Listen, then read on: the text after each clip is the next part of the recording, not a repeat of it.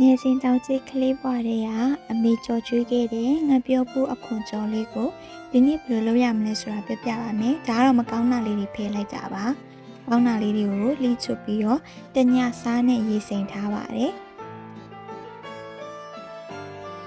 ငပိလေးအနှဲငယ်ရေဖြော်ပြီးတော့ထည့်ပါမယ်။ဒီကြော်တဲ့အခါမှာငပိကအထက်ကအသက်ပါ။မပြောဘူးခွန်ကြော်တဲ့တိုးဝက်ချက်လိုတော့ပြောလို့ရပါတယ်။ပြီးလို့ရှိရင်တော့အကြော်မှုဖြော်ရတဲ့အထဲကိုငပိဖြော်ရတာလေးတွေလောင်းထည့်လိုက်ပါမယ်။ချိုမုတ်စားနေငယ်စနွေးမုတ်နေငယ်အကြော်မုတ်ကိုတော့ဒီရွှေလေးပြအကြော်မုတ်လေးသုံးထားပါတယ်ပိုပြီးပြည့်ပြည့်နက်နက်လေးဖြစ်ချင်လို့ထပ်ထည့်ထားပါတယ်အကြော်မုတ်တော့ကိုတို့တလူမျိုးပြည့်ချင်တာလားကျဲချင်တာလားချိန်ဆလို့ရပါတယ်စီလေးတွေဆူလာပြီဆိုရင်စပြီးကြော်ပါတော့မယ်မုံနေလေးထဲမှာခုနက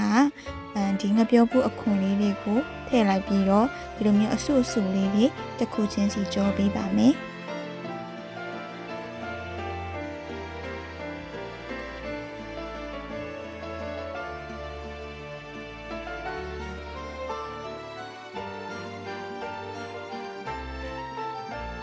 ခုနအိုးလေးကမီးကနည်းနည်းချိန်ရတာခက်တဲ့အတွက်ကြောင့်မို့လို့ဒီဇလုံးလေးတွေကိုပြောင်းပြီးတော့တစ်ခုချင်းကြော်ပေးပါတယ်အဲ့လိုကြော်ကြည့်တဲ့အခါမှာပိုးပြီးကျွတ်ကလေးနဲ့မြင်လေး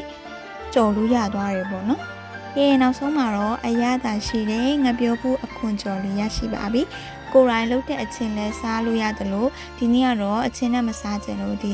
ချီတို sauce လေးနဲ့ပဲစားလိုက်ပါမယ်ရှင်။ကဲအားလုံးပဲအိမ်မှာအလွယ်တကူလို့စားကြည့်ကြအောင်နော်။